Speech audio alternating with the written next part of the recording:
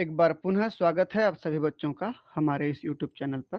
आज के क्लास में हम बात करेंगे कि जो बीएससी का सेकेंड सेमेस्टर है उसमें जो जूलॉजी का डीएससी है, ठीक, कोर्स का टाइप जो है डिसिप्लिन स्पेसिफिक कोर्स यानी कि डीएससी है। उसमें जो कोर्स का टाइटल चल रहा है सेल बायोलॉजी एंड हिस्टोलॉजी। ठीक, इस टॉपिक में जो हम बात कर रहे थे पिछले क्लास में हमने देखा था कि फंक्शन ऑफ प्लाज्मा मेम्ब्रेन। अभी के क्लास में हम बात करेंगे specialization of cell membrane. Cell membrane में क्या कुछ स्पेशल कैरेक्टर या स्पेशल स्ट्रक्चर बनती है उसके बारे में आज हम बात करेंगे। यहाँ पर देखेंगे हम, जैसे माइक्रोविलाई डेस्मोसोम बोला है, इसको हम सिंपली एक डेस्मोसोम के नाम से पढ़ेंगे। अगला हेमीडेस्मोसोम, अगला सेप्टेट डेस्मोसोम, अगला plasmodesmata, tight junction, gap junction. इसके अलावा एक दो जंक्शन और पढ़ लेंगे हम लोग। ठीक है, तो आज की क्लास में हम कुल मिला के सेल के जंक्शंस के बारे में बात करेंगे। तो चलिए शुरू करते हैं। Specialization of cell membrane. Cell membrane की कुछ स्पेशल स्ट्रक्चर क्या क्या होते हैं देखिए। अब मान के चलिए यहाँ पर कि ये आपको एक कोशिका दिख रहा है, एक सेल दिख रहा है। तो ये सेल अपने पड़ोसी सेल से किस प्रकार से संबंध बना के रखा हुआ है, देखिए कैसे वो आपस में जुड़ा हुआ है। देख पा रहे हैं आप लोग, ये जो जंक्शन बन रहे हैं, एक सेल दूसरे सेल से जिस भी तरीके से जुड़ता है, ज्वाइंट होता है, उसे क्या कहते हैं? सेल जंक्शन कहते हैं। ठीक, ऐसा होने पर बहुत सारे काम में मदद मिलती है। जैसे एक तो स्ट्रक्चरल सपोर्ट मिलता है, दूसरा कुछ मटेरियल को ट्रांसपोर्ट करना ये मिलता है, कुछ सेलुलर सिग्नलिंग चलाना होता है, ये सिग्नलिंग प्राप्त होती है। ठीक है ना, तो सेलुलर सिग्नलिंग के लिए, स्ट्रक्चरल सपोर्ट के लिए, या फिर और अन्य काम के लिए जो हम धीरे धीरे करके आगे बात करेंगे, उन सभी काम के लिए ये जंक्शंस काम में आते हैं। ठीक है, चलिए देखते हैं आगे। ये इंट्रोडक्शन देख लीजिए। Cell junctions are specialized protein based structure. ये जो भी दो सेल दिख रहे हैं, उनके बीच में जो भी जंक्शन बना हुआ है, इन सभी में प्रोटीन्स ही बड़ा इंपॉर्टेंट रोल प्ले करते हैं, इसको याद रखना। ठीक है, that correct that connect animal cells to each other और to the extra cellular matrix. जिसमें क्या बोल रहे हैं कि एनिमल सेल की अगर हम बात करें, एनिमल सेल में एक सेल दूसरे सेल से जुड़ने के लिए जिस प्रकार के प्रोटीन के स्ट्रक्चर का यूज करती है, उस ज्वाइंट को ही क्या कहते हैं? हम सेल जंक्शन कहते हैं। याद रखना, एनिमल सेल बोल रहा हूं मैं। तो दो एनिमल के दो सेल आपस में जुड़ रहे हैं, या एनिमल सेल और बाहर के एक्स्ट्रा सेलुलर मैट्रिक्स। ये एनिमल सेल हो गया, मान लीजिए कोई एपिथेलियल सेल है और बाहर में एक्स्ट्रा सेलुलर मैट्रिक्स है, अगर ये दोनों भी जुड़ते हैं तो भी जंक्शन कहलाएगा। तो सेल जंक्शन कहां कहां मिलता है? दो सेल के बीच में, या सेल और एक्स्ट्रा सेलुलर मैट्रिक्स के बीच में मिलता है। ठीक है, एक्टिंग एज एडेजन। एडेजन मतलब ज्वाइंट होना, जुड़ना। शीलिंग यानी पैक कर देना, या कम्युनिकेशन टूल, या किसी न किसी प्रकार के मॉलिक्यूल का, किसी न किसी प्रकार के केमिकल का ट्रांसपोर्ट करना, या सेल सिग्नलिंग को ट्रांसफर करना। इन सब में काम में आता है कौन? Cell junction. जो हम पढ़ने वाले हैं वो क्या क्या देख लीजिए।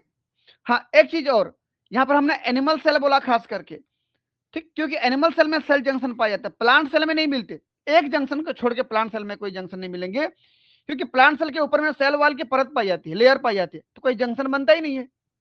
एनिमल सेल में कोई सेल वाल की परत नहीं पाई जाती है, इसलिए दो सेल के बीच में जंक्शन बन जाती है। प्लांट सेल के ऊपर में सेल वाल होती है, जंक्शन नहीं बन पाता है। तो प्लांट सेल में केवल एक चीज पढ़ेंगे हम लोग, प्लाज्मोडेस्माटा। ठीक है, उसके बारे में ये देखिए सबसे आखिरी में बात करेंगे हम लोग। चलिए इसको जूम करते हैं, देखिए सबसे पहले जो बात करेंगे टाइट जंक्शन। ये किसी भी एपिथेलियल सेल के सबसे ऊपरी पोर्शन, एपिकल पोर्शन पे मिलेगा, उसी के आसपास एड्रेंस जंक्शन मिलेगा, फिर डेस्मोसोम मिलेगा, फिर हेमीडेस्मोसोम भी होता है, फिर सेप्टेड डेस्मोसोम भी होता है।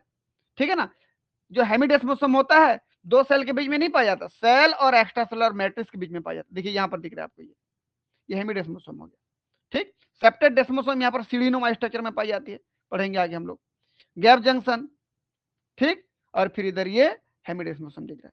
तो इन सभी के बारे में पढ़ना है। ये तो एनिमल सेल हो गया,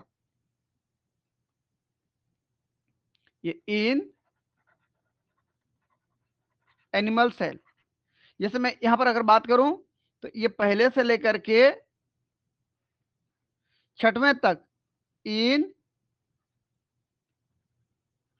एनिमल सेल है, लेकिन ये आखिरी वाला जो है ना प्लाज्मोडेस्माटा इन प्लांट सेल है। ठीक है, याद रखना है इसको, इन प्लांट सेल। ठीक है, तो पहला टाइट जंक्शन पढ़ेंगे, फिर एड्रेंस जंक्शन पढ़ेंगे, फिर डेस्मोसोम, फिर हेमिडेस्मोसोम, फिर सेप्टेड डेस्मोसोम, फिर गैप जंक्शन, फिर प्लाज्मोडेस्माटा। ठीक है, तो चलिए इस स्लाइड को हम लोग सेव कर लेते हैं।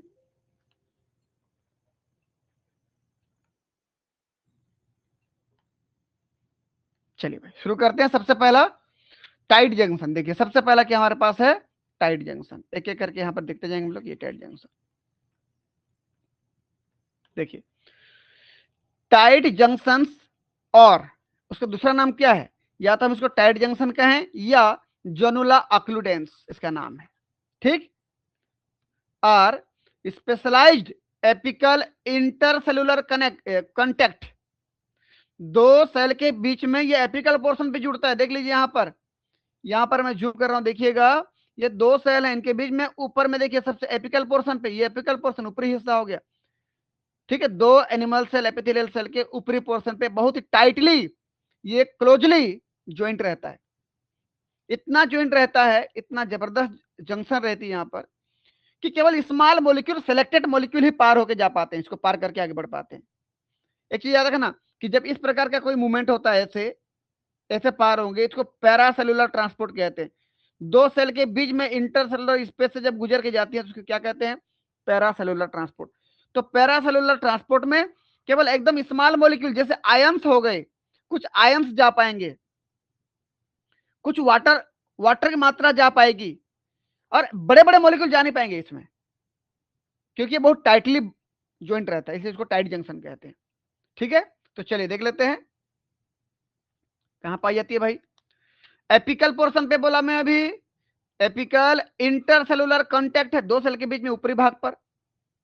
Contact point in epithelial and endothelial, जहां जहां एपिथेलियल सेल है और जहां जहां एंडोथेलियल, एंडोथेलियल सेल मतलब ब्लड वेसल्स के अंदर जो सेल्स पाई जाती हैं। ठीक है ना, ब्लड वेसल्स अगर हम पढ़े होंगे, कभी आप पढ़े होंगे तो देख लीजिए, ब्लड वेसल ऐसे होता है। ठीक, सबसे बाहर में तो जो लेयर मिलेंगी वो तो आर्टरी और वेन के मसल हो जाएंगे, लेकिन सबसे अंदर में जो सेल की लेयर मिलेगी ये एंडोथेलियल लेयर कहलाती है, ऐसे अंदर की लेयर। ठीक है ना, ये तो इस अंदर में एंडोथेलियल लेयर पर भी क्या मिलते हैं, टाइट जंक्शन मिलते हैं उसके एपिकल पोर्शन पे, ऐसे इस एपिकल पोर्शन पे। अभी हम जिसकी बात कर रहे हैं वो क्या है जी, टाइट जंक्शन है। चलिए मैं इसकी बात कर रहा हूँ, ये टाइट जंक्शन है, हाईलाइट कर दिया मैं। चलिए, दैट फॉर्म सेलेक्टिव बैरियर, एक प्रकार का सेलेक्टिव बैरियर बनाता, अभी बोला हूं मैं, sealing the space between cell to regulate paracellular transport. दो सेल के बीच में इतना जबरदस्त तरीके से सील कर देता, पैक कर देता है कि हर प्रकार के मॉलिक्यूल पार होकर नहीं जा पाते, सेलेक्टेड चीजें ही जा पाती हैं। तो एक प्रकार से सील कर देता है रास्ता को, ताकि स्पेसिफिक मटेरियल ही ट्रांसपोर्ट हो पाए, हर कोई ट्रांसपोर्ट ना हो पाए। ठीक, दैट रेगुलेट द पैरासेलुलर ट्रांसपोर्ट, यानी कि सेल के, दो सेल के बीच में से इंटरसेलुलर पार्ट पर, दो सेल के बीच से कोई मटेरियल गुजर के जाता है तो उसको पैरासेलुलर ट्रांसपोर्ट कहते हो आप। देख लीजिए, tight junction is selective permeable, अभी बोला हूं मैं, कैसा होता है भाई ये, सेलेक्टिव परमिएबल होता है, सेलेक्टेड चीजें ही जा पाती हैं। फॉर स्मॉल आयन जैसे sodium ion, potassium ion, chloride ion, water and small hydrophilic solute, hydrophilic यानी जो पानी में घुल सकती है, तो पानी के साथ साथ स्मॉल मॉलिक्यूल ना, केवल बड़े मॉलिक्यूल नहीं, पानी के साथ जा सकती है। ठीक, ये क्या कहलाते हैं, टाइट जंक्शन। अगर हम डायग्राम देखें तो यहां पर देख लीजिए टाइट जंक्शन, ये टाइट जंक्शन है। इसमें से इतना इस स्ट्रक्चर को, इतना स्ट्रक्चर को मैं जूम करके आपको दिखा रहा हूं, देखिए ये दिख रहा है आपको, ये मान लीजिए एक सेल ए था और ये एक सेल बी था। सेल ए और बी देख लीजिए, सेल ए का मेम्ब्रेन इधर दिख रहा है, बी का मेम्ब्रेन इधर दिख रहा है, इनके बीच में टाइट जंक्शन है, देख लीजिए ये टाइट जंक्शन है। तो कोई मटेरियल जब इस मेम्ब्रेन को क्रॉस करके इधर से जाएगी तो कैसे जा पाएगी, देख लीजिए ऐसे, इधर से पार होके जाना चाहती है, बस एक मिनट थोड़ा सा रुक जाए, मैं इसको ना हाईलाइटर में कर देता हूं। ये देखिए, अगर कोई मटेरियल इधर से जा रही है ऐसे करके, इधर से निकलना चाहती है ऐसे करके, तो वो कौन कौन हो सकते हैं भाई? इधर से जाकर ऐसे निकलना चाहती है इधर से, तो कौन हो सकते हैं वो? देखो, दो सेल मेम्ब्रेन के बीच में से निकल रही है, तो वो कौन हो सकता है? आयंस हो सकते हैं। आयंस में sodium ion, potassium ion, chloride ion, और साथ ही साथ वाटर हो सकता है, और hydrophilic molecule, small molecule, small hydrophilic molecule, ये सब यहां पर ट्रांसपोर्ट होकर आ सकते हैं, बाकी बड़े बड़े मॉलिक्यूल नहीं आ सकते। ठीक है। अगर मैं टाइट जंक्शन के केवल इतने की बात करूं भाई, केवल ये जंक्शन कैसे बना हुआ है, इस टाइट जंक्शन की अगर बात करो तो इसका स्ट्रक्चर देख लीजिए आप यहां पर।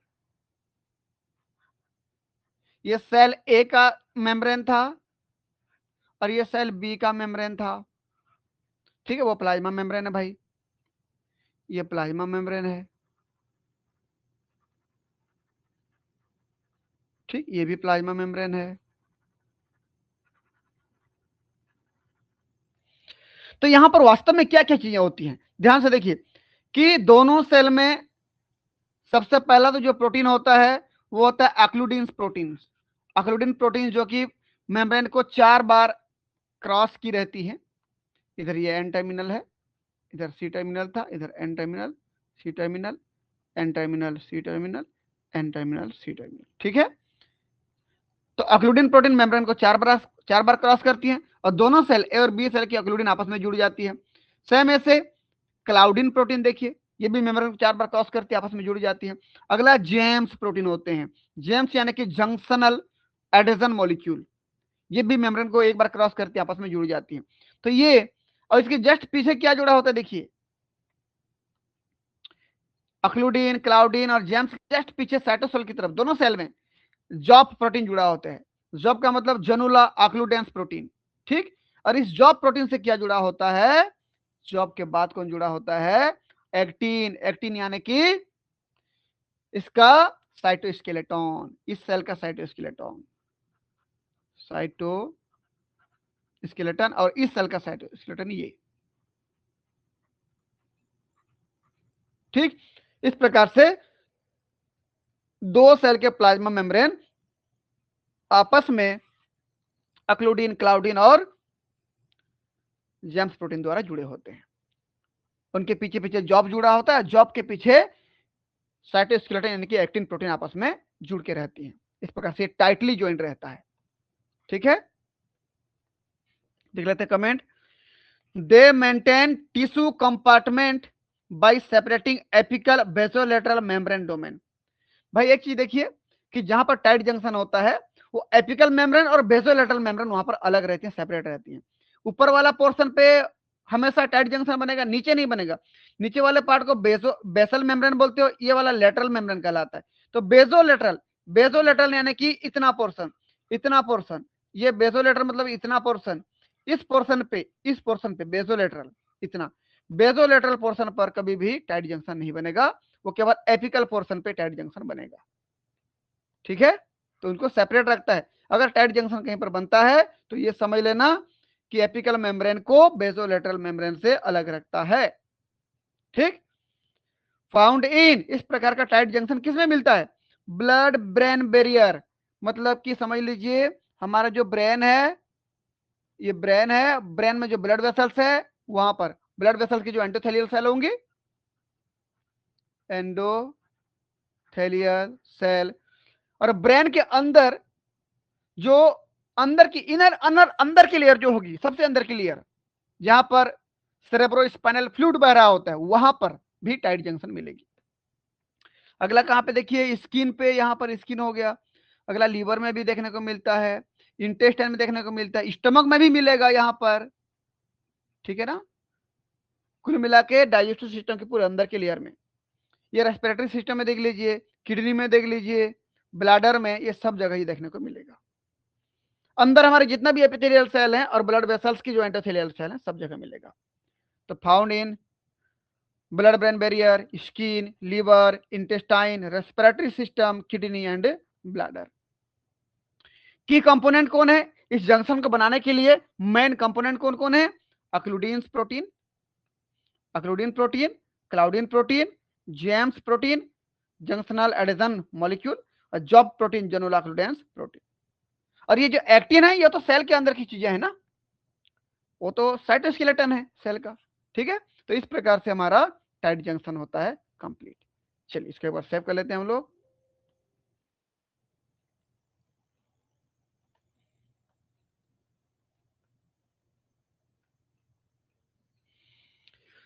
अगला हमारे पास है एडेरेंस जंक्शन। सेकंड नंबर पे क्या है भाई हमारा? एडेरेंस जंक्शन। देख लीजिए हमारे पास ये सेकंड नंबर पे एडेरेंस जंक्शन है। ठीक है, कमेंट पढ़ लेते हैं इसका भी। The adherence junction is an adhesion complex that localize close to the apical membrane in epithelial cell। ये भी जहां पर टाइट जंक्शन था उसके आसपास मिलेगा आपको। देखो जहां पर टाइट जंक्शन था उससे के आसपास एडेरेंस जंक्शन, यानी कि ये भी एपिकल पोर्शन पे मिलेगा, इस एपिकल पोर्शन पे मिलेगा। ठीक है, this junction join the actin cytoskeleton to the plasma membrane. इसको समझने के लिए हमको जाना पड़ेगा अगले पेज में। देखिए इसमें क्या होता है भाई, देख लीजिए। ये हमारे पास एड्रेन जंक्शन हो गया। इस एड्रेन जंक्शन का यदि मैं स्ट्रक्चर दिखाऊं आपको, देख लीजिए ये हो गया। ये मान लीजिए सेल ए था, तो ये सेल बी था, तो ये सेल ए का मेम्ब्रेन है, सेल ए मेम्ब्रेन, और ये सेल बी का मेम्ब्रेन, प्लाज्मा मेम्ब्रेन ना, ये हो गया। अब ध्यान से देखिए, दोनों सेल का कौन सा प्रोटीन भाई? ई कैटरीन प्रोटीन। ठीक, कैटरीन प्रोटीन जहां भी आता है कैल्शियम डिपेंडेंट होता है, बिना कैल्शियम का काम नहीं करता है कैटरीन प्रोटीन, याद रखना ना। ये हो गया। कैटरीन प्रोटीन दोनों सेल के आपस में जुड़ जाते हैं। देखो आपस में ज्वाइंट हो गए, यहाँ पर ये ज्वाइंट हो गए, इसका कैटरीन प्रोटीन, इसका कैटरीन। ये ट्रांसमेम्ब्रेन प्रोटीन है, मेम्ब्रेन को क्रॉस किया हुआ, देखिए आपस में जुड़ गए। अब किसी एक तरफ समझ लेते हैं।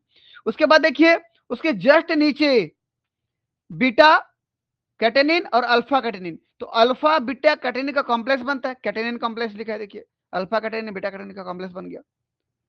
ठीक, फिर देखिए ये भी alpha catenin beta catenin, alpha beta, इनको मजबूत बनाने के लिए, स्टेबलाइज करने के लिए P120 प्रोटीन पाइए थे। देखो ये P120 प्रोटीन हो गया। फिर जस्ट इसके पीछे की तरफ विनकुलिन नाम का प्रोटीन पाइए थे, दिख रहा है, देखो ये विनकुलिन नाम का प्रोटीन। ठीक, इतना होने के बाद जस्ट पीछे कौन जुड़ता है? लंबा लंबा जो आपको दिख रहा है, ये एक्टिन जुड़ता है, एक्टिन यानी कि साइटोस्केलेटन। ये देख लीजिए एक्टिन प्रोटीन।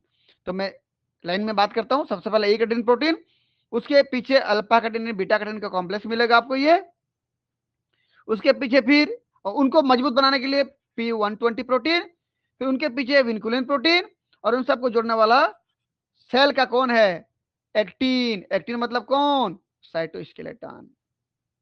ठीक है ना, ये साइटोस्केलेटन हो गया। इधर लिख दे रहा हूं मैं। तो सेल का साइटोस्केलेटन जो अंदर है, दोनों सेल का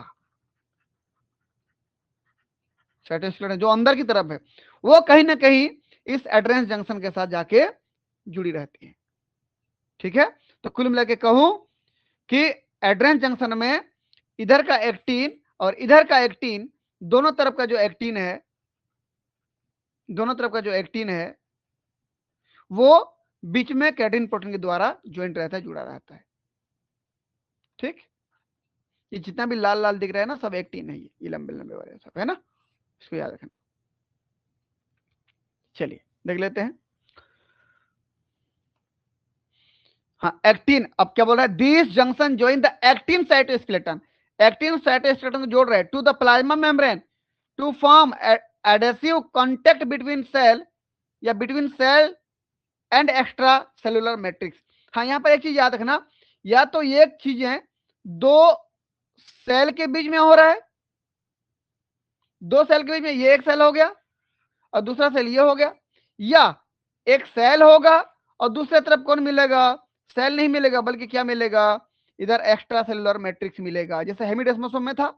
बस प्रोटीन वहां अलग अलग, प्रोटीन वहां अलग अलग मिलेंगे, अभी आगे पढ़ेंगे हम लोग। ठीक है, अभी पढ़े नहीं, पढ़ेंगे उसको हम लोग। तो एक तरफ होगा और एक तरफ एक्स्ट्रा सेलुलर होगा, या दोनों तरफ सेम प्रकार के सेल होंगे, ये हो सकता है। ठीक है, इसको क्या कहते हैं हम लोग? Adherence junction.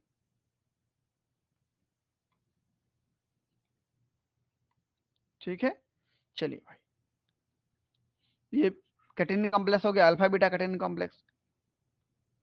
और याद रखना, ये अल्फा एंड बीटा कैटेनिन, ये लोग सेलुलर सिग्नलिंग का भी काम करते हैं, सेल सिग्नलिंग चलाते हैं भाई। और यहां पर देखिए तो ये सेल सिग्नलिंग चल रहा है, देखिए ये rho factor rock beta catenin है, ठीक है। तो यहां पर एक चीज याद रखना कि इस प्रकार का एड्रेस जंक्शन दो सेल के बीच में हो सकता है, बिटवीन टू सेल, या एक सेल और एक एक्स्ट्रा सेलुलर मैट्रिक्स के बीच में भी हो सकता है। मतलब ये हो गया कि दो सेल के बीच में हो सकता है ये, या एक सेल होगा और एक बाहर में एक्स्ट्रा सेलुलर मैट्रिक्स होगा। ठीक, इधर एक्स्ट्रा सेलुलर मैट्रिक्स है, ठीक, ये सेल ए और सेल बी, ये सेल ए और एक्स्ट्रा सेलुलर मैट्रिक्स के बीच में भी हो सकता है। अगला, adherens junction mediate both cell adhesion and signalling. जब भी एड्रेंस जंक्शन की बात करते हैं, दो काम करता है, या तो सेल को जोड़ने का काम करता है, दूसरा सिग्नलिंग का काम करता है। सिग्नलिंग में जैसे beta catenin is also a signalling protein, एक प्रकार के सिग्नलिंग प्रोटीन है, तो बिल्कुल काम करेगा। बीटा कैटेनिन तो है ही यहां पर, अल्फा बीटा का कॉम्प्लेक्स बन रहा है, देखिए। Found in skin specially with in the epidermis, हमारे स्किन में जो एपिडर्मिस होता है ना, उस एपिडर्मिस में खासकर एड्रेन जंक्शन पाई जाती है। की कंपोनेंट में अभी पढ़े हम लोग, क्या क्या थे, कैड्रीन प्रोटीन दोनों सेल की, beta catenin protein, alpha catenin protein, P120 protein, vinculin protein, ये सब प्रोटीन यहां पर मिलके काम करते हैं, ठीक है। चलिए भाई, एक बार हम इसको सेव कर लेते हैं।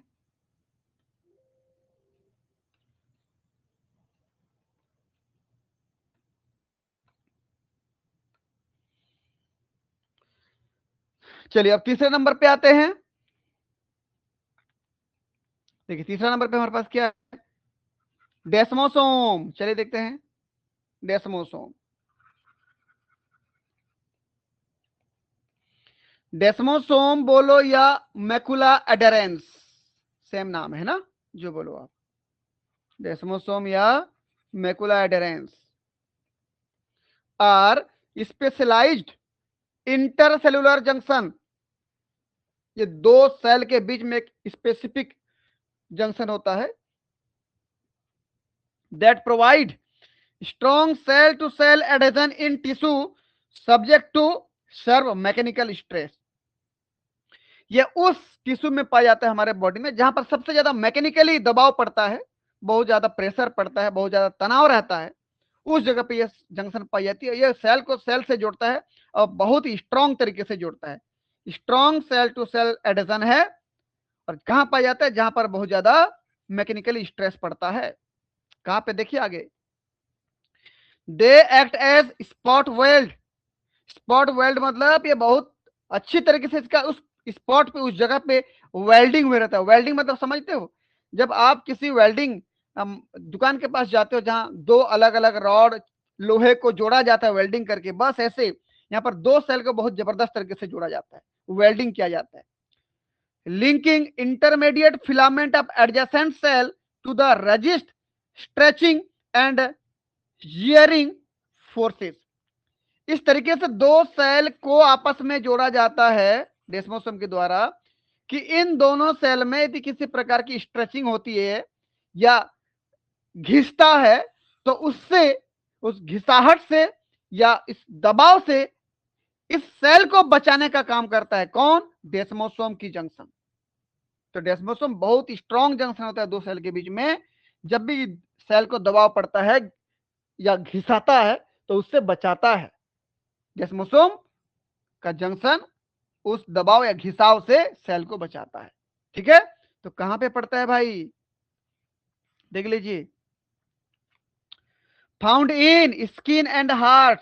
हार्ट में हमेशा दबाव पड़ रहा है, प्रेशर हमेशा पंपिंग कर रहा है, दब रहा है, फैल रहा है, तो वहां भी काम करता है। स्किन हमारे बॉडी के बाहर में है, कहीं पर गिरे तो सबसे पहले स्किन को आघात पहुंचता है, ठीक है, तो यहां पर पाई जाती है। बहुत ही जबरदस्त प्रकार का जंक्शन होता है।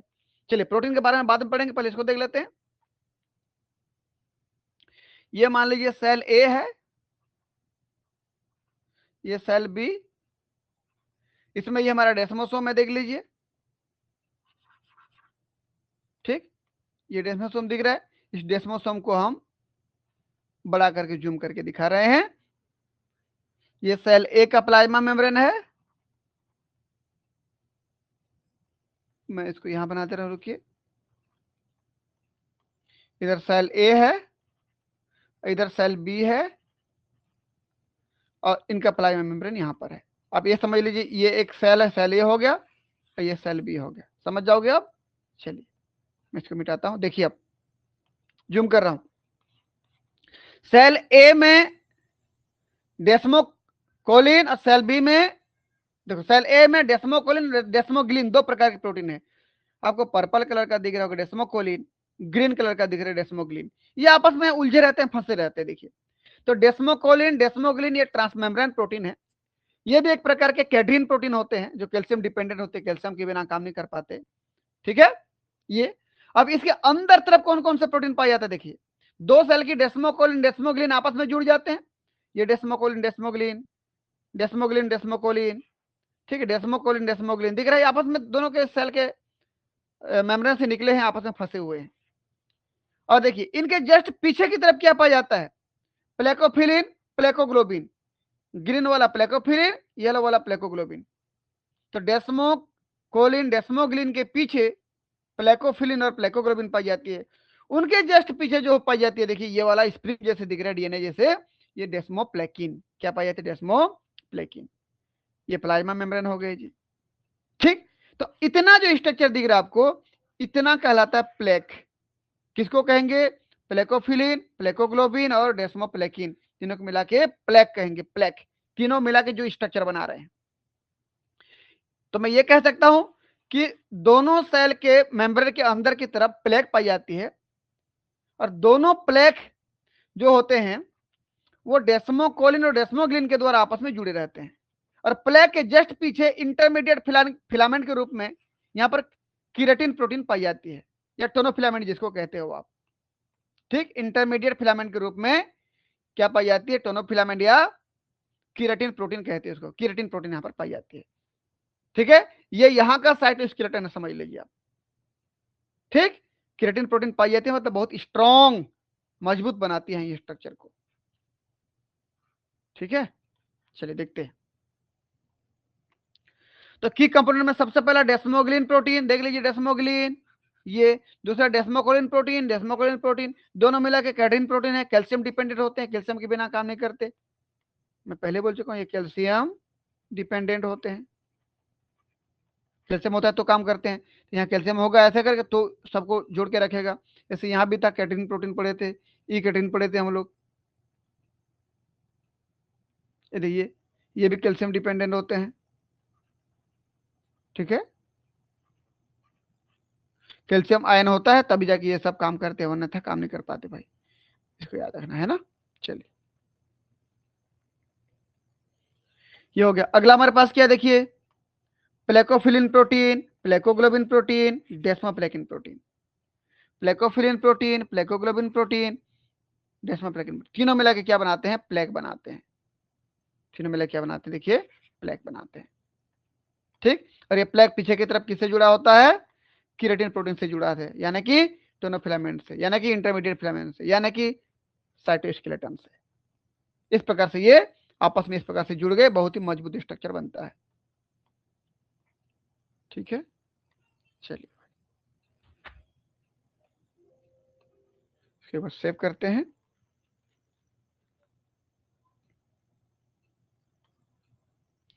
अगला हमारे पास चौथा नंबर पे क्या, देखिए तो हेमिडेस्मोसोम है ना। चौथा नंबर पे क्या है, हेमिडेस्मोसोम, ये हेमिडेस्मोसोम। अब डायग्राम में ध्यान से देखिएगा, हेमिडेस्मोसोम का स्ट्रक्चर कहाँ दिया है, ये देखिए ये हेमिडेस्मोसोम, ये एक सेल और उसके नीचे जो एक बेस बेसमेंट मेम्ब्रेन पाई जाती है, बेसल मेम्ब्रेन पाई जाती है, यहाँ पर एक्स्ट्रा सेलुलर मैट्रिक्स होता है, उन दोनों को जोड़ने का काम करता है। ये जैसे एक्स्ट्रा सेलुलर मैट्रिक्स दिख रहा है ना, ये एक्स्ट्रा सेलुलर मैट्रिक्स और दूसरा सेल का मेम्ब्रेन के बीच में ये जंक्शन बनता है, इसको सेल मैट्रिक्स जंक्शन कहते हो आप। ठीक है, तो चलिए कमेंट पढ़ लेते हैं। Hemidesmosome are specialised anchoring junction that firmly adhere the basal surface of epithelial cell to the underlying basement membrane। ठीक, मतलब इस एपिथेलियल सेल का बेस वाला एरिया, ये बेस वाला एरिया, और ये एक्स्ट्रा सेलुलर मैट्रिक्स यानी कि बेसमेंट मेम्ब्रेन, इनके बीच में ये जंक्शन बनता है। चलिए, ये हो गया हमारा बेसमेंट मेम्ब्रेन, बेसमेंट मेम्ब्रेन, और ये हो गया बेसल सरफेस।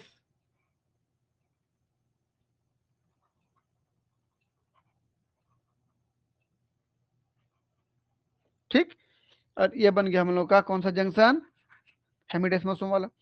इसी स्ट्रक्चर को दिखाया गया, देखिए आपको जूम करके, ये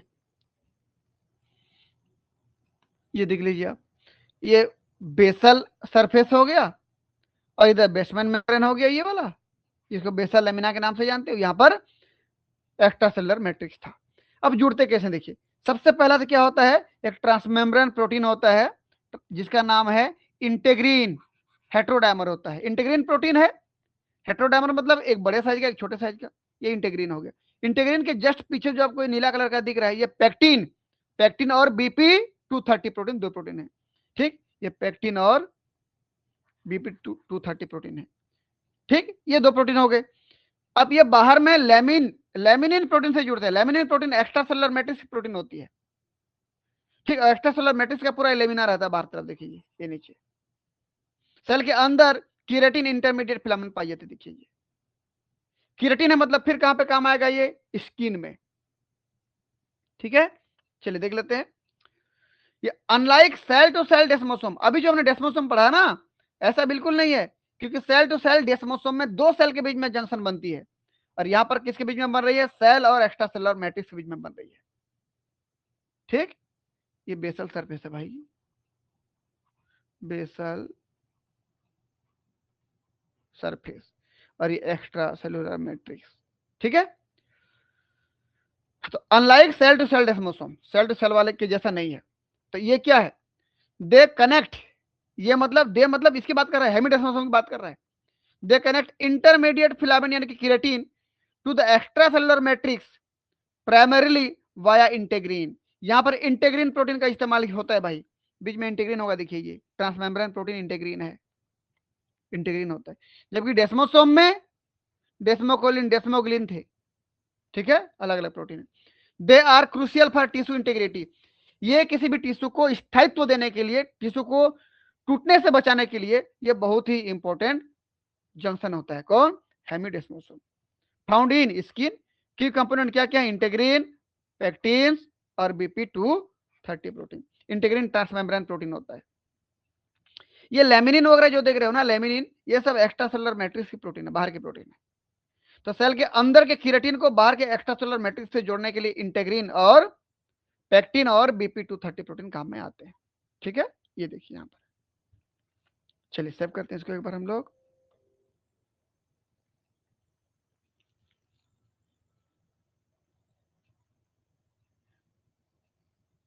चलिए भाई, अब पांचवा नंबर हमारे पास क्या है भाई, देख लीजिए, सेप्टेट डेस्मोसोम। ये डेस्मोसोम जो सेप्टा की तरह पाया जाएगा, सेप्टा मतलब सीढ़ी नुमा पाया जाएगा, देख लीजिए सेप्टेट डेस्मोसोम। जिस प्रकार से अर्थवॉर्म में, केचुआ में सेप्टा पाई जाती है पूरे लंबाई में, शरीर में बहुत सारे खंड होते हैं, सेप्टा होते हैं, बस ऐसे यहां मिलेगा। मान लीजिए ये सेल ए है, ये सेल ए है और सेल बी है, ये इनके बीच में देखिए तो ये जो जंक्शन दिख रहा है,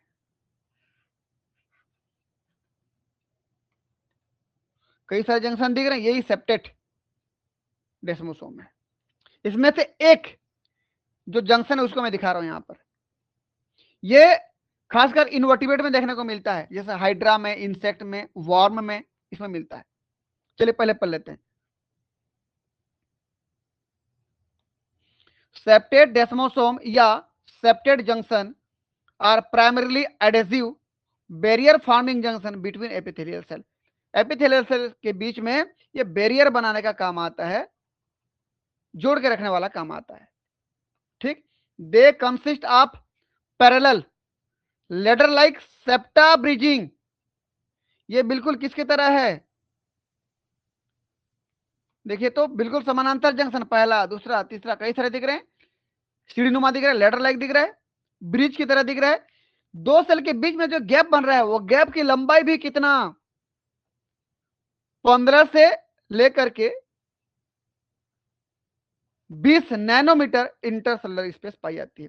दो सेल के बीच में ये जो स्पेस बनेगा ना, ये जो स्पेस बनेगा 15 से लेकर के 20 नैनोमीटर की स्पेस बनेगी, ये इंटरसेलुलर स्पेस, दो सेल के बीच का स्पेस। ठीक, 15 से 20 nanometre intercellular space, acting as a crucial permeability barrier to regulate paracellular transport. और ये केवल स्पेसिफिक मॉलिक्यूल के लिए ही परमिएबल है, बाकी सबके लिए परमिएबल नहीं है, स्पेशल चीजें ही इसमें ट्रांसपोर्ट हो सकती हैं। तो पैरासेलुलर ट्रांसपोर्ट को मेंटेन करती है।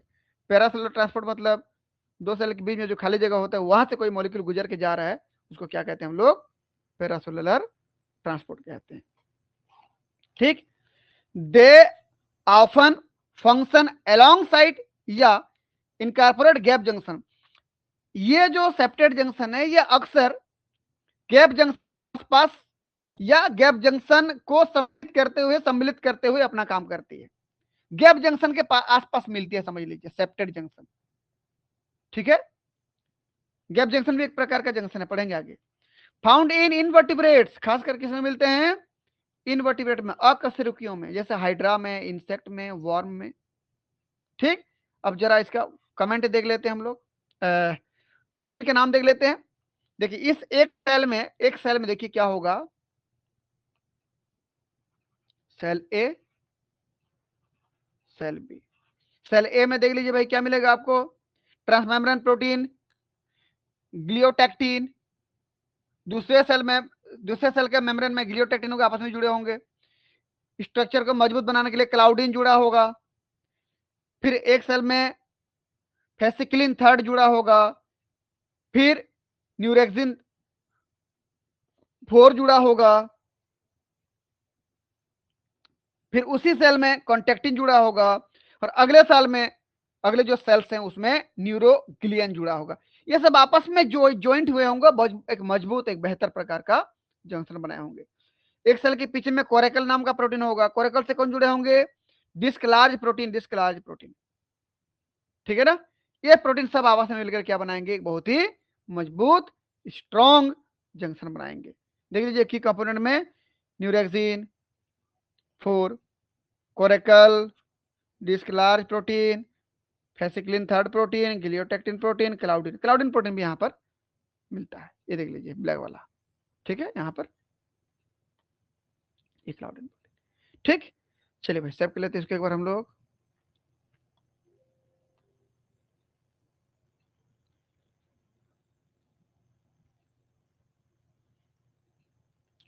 अगला हमारे पास क्या देख लें,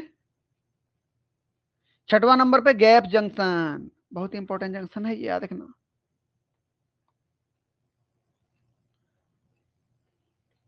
गैप जंक्शन,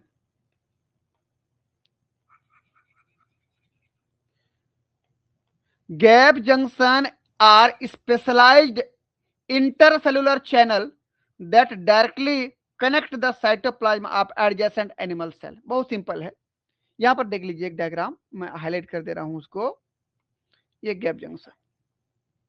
ठीक, जूम कर रहा हूं, देखिएगा ये गैप जंक्शन दिख रहा है, दो सेल को ऐसे जोड़ता है कि इसका साइटोप्लाज्म आपस में इसके रास्ते से आना जाना कर सकते हैं। इस सेल को उलट दीजिए, थोड़ा घुमा दीजिए, समझ लीजिए इस सेल को ऊपर ले आए, इस सेल को नीचे ले आए, ऐसा बन जाएगा मान लीजिए। तो वहां पर डायग्राम को देखते हैं, आप ये समझ लीजिए वही सेल है, सेल ए है ये और सेल बी था ये, बस सेम चीज है, ए वाले को ऊपर घुमा लीजिए बस, ए सेल और बी सेल। तो यहां पर अगर हम डायग्राम को देख पा रहे हैं तो सेल ए और सेल बी के बीच में ये 6 प्रोटीन आपस में मिल गए हैं और इसके साइटोप्लाज्म को यहां तक पहुंचा सकते हैं। देख लीजिए, इस रास्ते से ऐसे करके यहां पहुंचा सकते हैं। इन 6 प्रोटीन को कनेक्सिन के नाम से जानते हैं हम लोग। क्या कहते हैं उनको? कनेक्सिन। और ये कैसे बनता है? ये जो 6 प्रोटीन बन रहे हैं ना, ये 6 प्रोटीन ऐसे नहीं है, आधा आधा बनते हैं। एक सेल का आधा हिस्सा होगा, यहाँ पर इसका आधा, इसका आधा, इसका आधा, आधा मिलाकर के पूरा पूरा बनाते हैं। कैसे? डायग्राम देखिए, यहाँ पर ध्यान से देखिएगा। ये देखिए, ये ऊपर में सेल ए है, मैं आपको भी इतना डायग्राम दिखा रहा हूं, बस इतना डायग्राम दिखा रहा हूं। ये देखिए,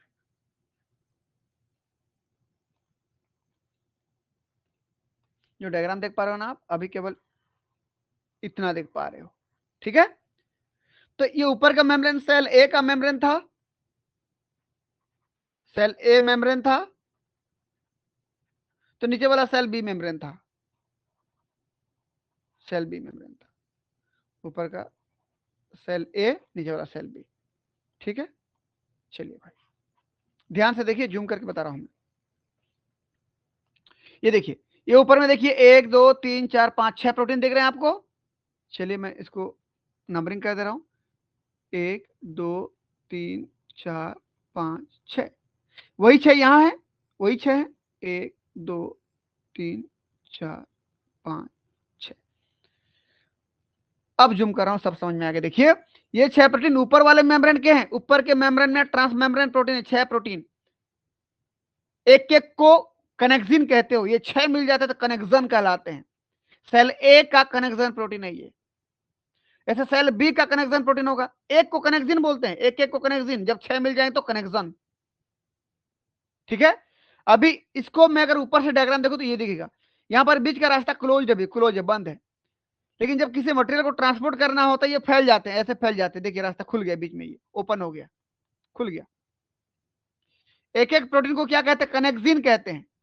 दोनों का एक एक कनेक्सिन देखिए ऐसे, ये एक एक कनेक्सिन प्रोटीन मेम्ब्रेन को 4 4 बार क्रॉस किए हैं, 1 2 3 4। इसको दिखाने के लिए देखिए, ये 1 बार क्रॉस किया, 2 बार क्रॉस किया, 3 बार क्रॉस किया, 4 बार क्रॉस किया। तो एक एक कनेक्सिन प्रोटीन मेम्ब्रेन को 4 4 बार क्रॉस किया हुआ है। और ऐसे एक एक कनेक्सिन मिल करके जब 6 कनेक्सिन मिल जाते हैं, कनेक्शन कहलाते हैं। तो एक प्लाज्मा मेम्ब्रेन का कनेक्शन दूसरे प्लाज्मा मेम्ब्रेन के 6 कनेक्शन मिलकर कनेक्शन जब आपस में मिलते हैं, तो ये जो ट्यूब बनता है, गैप बनता है, दैट इज गैप जंक्शन। और गैप जंक्शन जब देखोगे तो केवल एक नहीं होगा, आसपास कई सारे गैप जंक्शन मिलेंगे आपको। देखिए, जैसे मैं बात करूं,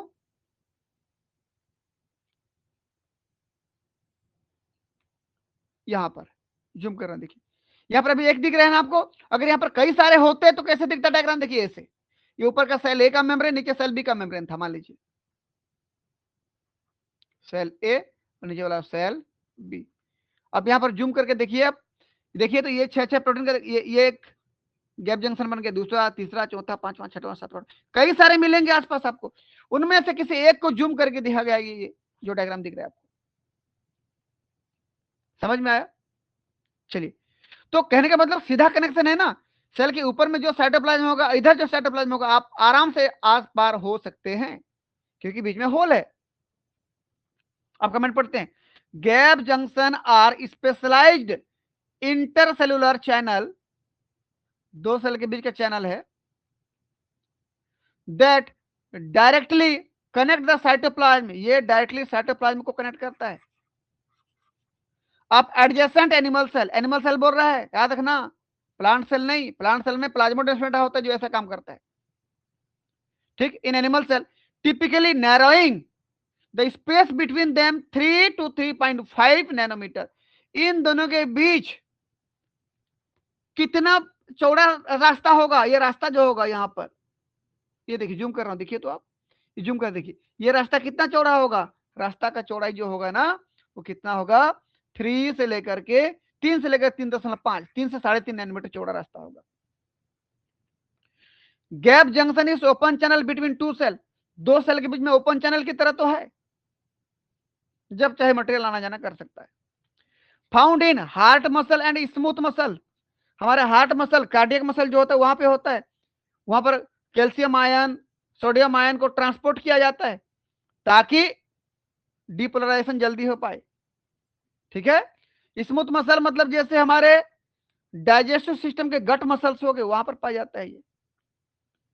कंपोस्ट ऑफ 6 कनेक्जिन प्रोटीन, 6 कनेक्जिन प्रोटीन मिलते हैं फॉर्मिंग कनेक्शन, एक सेल का 6 दूसरे सेल का 6 मिला करके ये पूरा बन जाएगा कंप्लीट।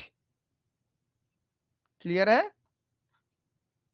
जूम कर रहा हूं, देखिए सेल ए का 6 कनेक्जिन मिलकर कनेक्शन बनाया, सेल बी का 6 कनेक्जिन मिलकर कनेक्शन बनाया और आपस में मिलकर के ट्यूब बना दिया, दैट इज गैप जंक्शन। अगला देखिए, connection allow the direct transfer of, ये कनेक्शन किसको किसको डायरेक्ट ट्रांसफर कर सकती हैं, इस ए सेल से बी सेल में, देखिए ए सेल से इधर बी सेल में किसको ट्रांसपोर्ट कर सकते हैं ऐसे, पहले आयन जैसे कैल्शियम आयन और भी आयन सोडियम आयन कुछ भी आयन हो सकते हैं, अगर आयन्स आ रहे हैं तो एक सेल से दूसरे सेल में डिपोलराइजेशन करेंगे, अगर प्लस आयन आ रहे हैं तो दैट इज इलेक्ट्रिकल सिनेप्स, क्या कहते हैं इसको आप, इलेक्ट्रिकल सिनेप्स करने में मदद करते हैं। अगला स्मॉल मॉलिक्यूल, कोई भी केमिकल मॉलिक्यूल आ सकता है, दैट इज केमिकल सिनेप्सिस, कोई भी केमिकल जिसकी डायमीटर 3 से 3.5 नैनोमीटर से कम हो तो आराम से पार हो सकता है। अगला सेकेंडरी मैसेंजर या second messenger cyclic MP, cyclic MP अगर आता है, साइक्लिक एमपी सिग्नलिंग मॉलिक्यूल है, याद रखना, सिग्नल को आगे बढ़ाने वाला मॉलिक्यूल है, सेकेंडरी मैसेंजर है, इसका मतलब मेटाबॉलिक एक्टिविटी करेगा, दैट मीन्स मेटाबॉलिक कम्युनिकेशन करने में भी मदद करता है। तो ये आयंस को, स्मॉल मॉलिक्यूल को, साइक्लिक एमपी को, इन सभी को ट्रांसपोर्ट करने में मदद करता है कौन, गैप जंक्शन। कहां पाया जाता है, हार्ट मसल में, स्मूथ मसल में। 6 कनेक्जिन प्रोटीन से मिलकर के एक कनेक्शन बनता है, जैसे एक सेल का कनेक्शन दूसरे सेल के कनेक्शन से मिलकर के एक गैप जंक्शन बनाते हैं। ठीक है, चलिए भाई को करते हैं सेव। हमने 6 पढ़ लिया एनिमल सेल में, अब 7वां नंबर जो पढ़ने वाले हैं वो प्लांट सेल में जो एकमात्र होगा, नाम क्या है, प्लाज्मोडेस्माटा। देखिए भाई ये क्या है, प्लाज्मोडेस्माटा इन प्लांट सेल।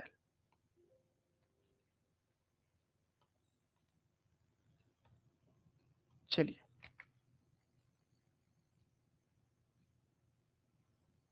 ये प्लाज्मोडेस्माटा, मान लीजिए ये एक सेल है, सेल ए, और ये सेल है सेल बी। एक चीज देख लीजिए, सेल का साइटोप्लाज्म यहां पर है, इसका साइटोप्लाज्म यहां पर है, साइटोप्लाज्म का आराम से कनेक्शन हो रहा है। जब प्लांट सेल में साइटोप्लाज्म का कनेक्शन होता है तो किसके द्वारा होता है, प्लाज्मोडेस्माटा के द्वारा होता है। तो ये जो जंक्शन दिख रहे हैं ना आपको, ये जंक्शन प्लाज्मोडेस्माटा कहलाता है। जबकि एनिमल सेल में जब साइटोप्लाज्म का कनेक्शन होता है, वो दो सेल के बीच में साइटोप्लाज्म का कनेक्शन होता है, वो गैप जंक्शन से होता है, इसको याद रखना। चलिए देखिए भाई, plasmodesmata are microscopic plasma membrane lined channel. एक चीज याद रखना, यहां पर देखिए भाई ये प्लाज्मा मेम्ब्रेन है, ध्यान रखना, ये ऊपर का सेल वाल है ना, ये वाला जो ब्लैक कलर दिख रहा है ये प्लाज्मा मेम्ब्रेन है, ये प्लाज्मा मेम्ब्रेन देखो ऐसे करके आए ना, ये प्लाज्मा मेम्ब्रेन, इधर का ये प्लाज्मा मेम्ब्रेन, तो दो प्लाज्मा मेम्ब्रेन के बीच में जो गैप बचा, ये गैप ही तो क्या कहलाता है, प्लाज्मोडेस्माटा। ठीक, चलिए, तो plasmodesmata are microscopic plasma membrane lined channel transversing the cell wall and plant, cell वाला प्लांट एंड सम एल्गी। इस प्रकार का प्लाज्मोडेस्माटा कहां मिलता है, प्लांट में तो मिलता है और कुछ एल्गी में भी देखने को मिलता है।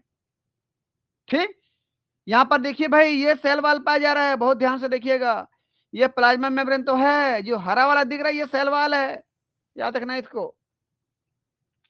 Creating a SIM plastic continuum that connect the adjacent sales.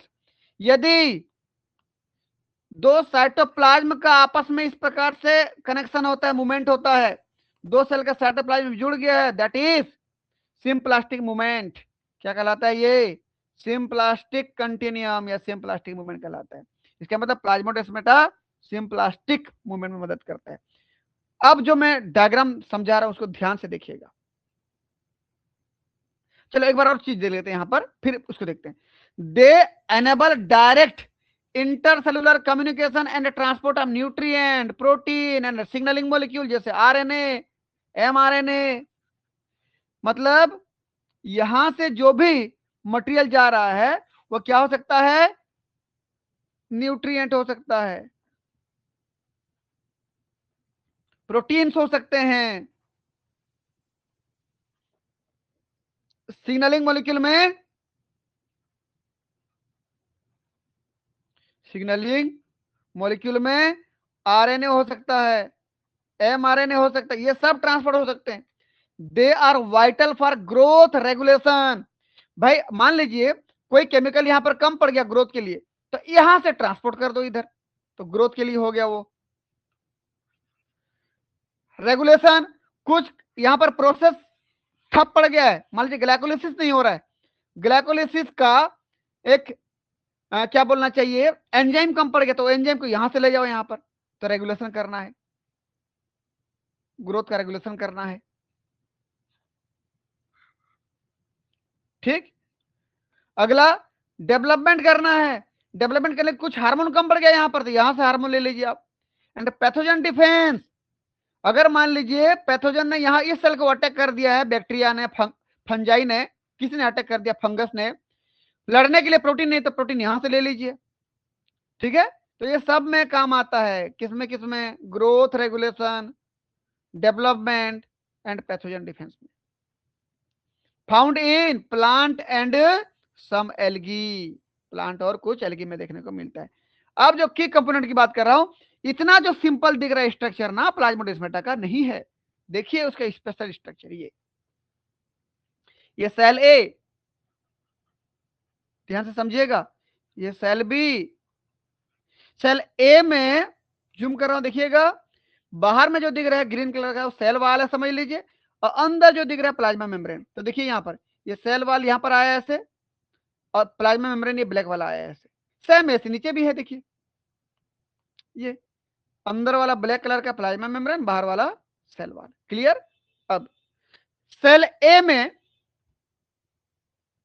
ये देखिए स्मूथ एंडोप्लाज्मिक रेटिकुलम है, सेल बी का भी स्मूथ एंडोप्लाज्मिक रेटिकुलम है। दोनों स्मूथ एंडोप्लाज्मिक रेटिकुलम आपस में ये जुड़ गए हैं एक ट्यूब्यूल से, देखिए आप यहां पर ये जुड़ गए हैं। इसको बोलते हो आप लोग बहुत ही संकरा वाला डेस्मोटिब्यूल्स, क्या बोलते हैं इसको, डेस्मोटिब्यूल्स। ये वास्तव में क्या है, स्मूथ एंडोप्लाज्मिक रेटिकुलम ही है, जो दोनों सेल के बीच में एक नैरो सकरा सा ट्यूबल बना हुआ है, और दोनों सेल के स्मूथ एंडोप्लाज्मिक रेटिकुलम को जोड़ करके कनेक्ट करके रखा हुआ है। ठीक, ये मैं ऐसे कर दे रहा हूं, बस 2 मिनट का समय दीजिए मुझे, ताकि मैं इस डायग्राम को अच्छे से बना पाऊं, तो आप अच्छे से समझ पाए। चलिए फिर मैं रिपीट कर रहा हूं अपना, दो सेल जो कि साइटोप्लाज्म द्वारा जुड़े हुए हैं, दोनों सेल के स्मूथ एंडोप्लाज्मिक रेटिकुलम एक पतले से ट्यूबुल द्वारा जुड़ा होता है। इस ट्यूबुल को क्या कहते हो आप, बहुत सकरा होता है, नेरोडेस्मोटिब्यूल्स। ये देखिए नेरोडेस्मोटिब्यूल्स, ये स्मूथ एंडोप्लाज्मिक रेटिकुलम का ही बना होता है। ठीक, पहला चीज हो गया। दूसरा, इस डेस्मोटिब्यूल में आप देख पा रहे हैं कि कुछ स्पेस देखने को मिलेंगे, ये स्पेस देखिए, तो ये प्लाज्मा मेम्ब्रेन हो गया, ये डेस्मोटिब्यूल हो गया। तो प्लाज्मा मेम्ब्रेन और डेस्मोटिब्यूल के बीच में जो भी स्पेस है, जैसे ये प्लाज्मा मेम्ब्रेन डेस्मोटिब्यूल के बीच में जो भी स्पेस है, दैट इज साइटोप्लाज्मिक स्लीव। क्या कहलाता है, साइटोप्लाज्मिक स्लीव। ये देखिए ये नेरोडेस्मोटिब्यूल था, ये साइटोप्लाज्मिक स्लीव, इस गैप को बोलते हैं, इस गैप को देखिए, space between desmotubule and plasma membrane. ठीक, डेस्मोटिब्यूल और प्लाज्मा मेम्ब्रेन के बीच की जो भी स्पेस है, यहां पर डेस्मोटिब्यूल प्लाज्मा मेम्ब्रेन के बीच जो भी स्पेस है, यहां पर क्या कहलाएगा, वो साइटोप्लाज्मिक स्लैब कहलाता है। ठीक, अब दूसरा चीज देख लीजिए कि यहां पर एकदम खाली नहीं होता, प्रोटीन की एक रिंग बनती है, उस रिंग में स्पाइक पाए जाते हैं, स्पाइक, जैसे साइकिल में स्पोक लगे होते हैं ना, ऐसे स्पाइक पाए जाते हैं। तो इसको कहते हैं प्रोटीनेशियस स्पाइक ब्रिज प्रोटीन। क्या कहते हैं इसको हम लोग? प्रोटीनेशियस स्पाइक या ब्रिज प्रोटीन। ये देखिए, ठीक, ये हो गया। ये ये सब जो रेड कलर का स्पाइक दिख रहा है, जो राउंड हुआ है, ये सब ब्रिज प्रोटीन, स्पाइक प्रोटीन कहलाते हैं। इनके बीच में आप नीले कलर का रंग देख पा रहे हो, ये एक्टिन और मायोसिन प्रोटीन है। क्या है? एक्टिन और मायोसिन प्रोटीन।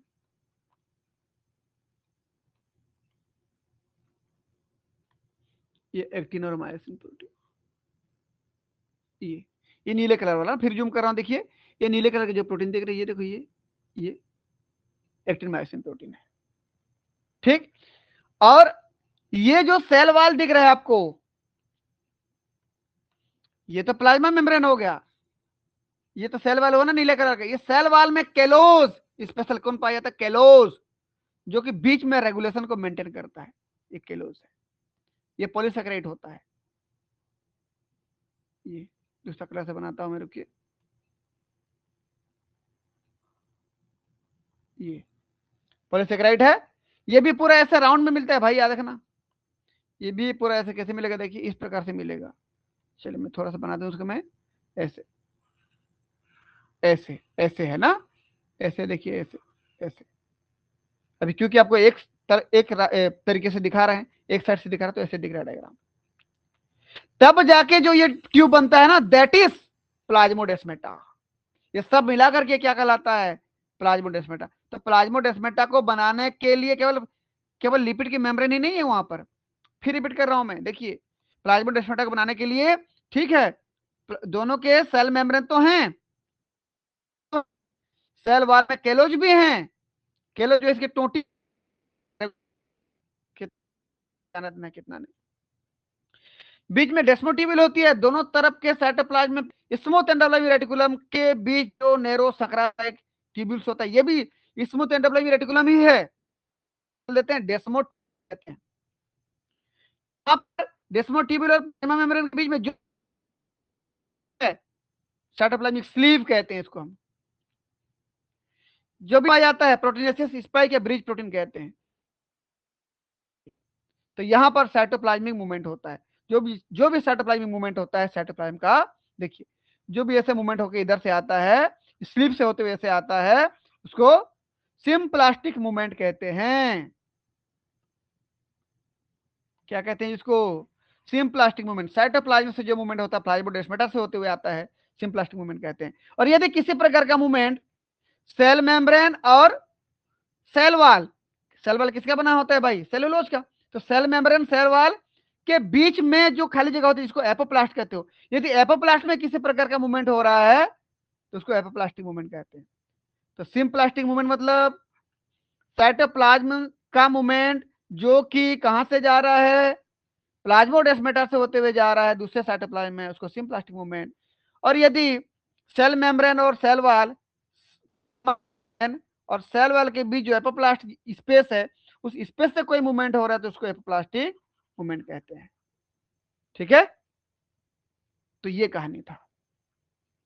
तो इतना जो स्ट्रक्चर दिखा आपको, ये जो स्ट्रक्चर देख पा रहे हो, इतना स्ट्रक्चर है प्लाज्मोडेस्मेटा। तो प्लाज्मोडेस्मेटा इतना सिंपल स्ट्रक्चर नहीं है जो दिख रहा है आपको।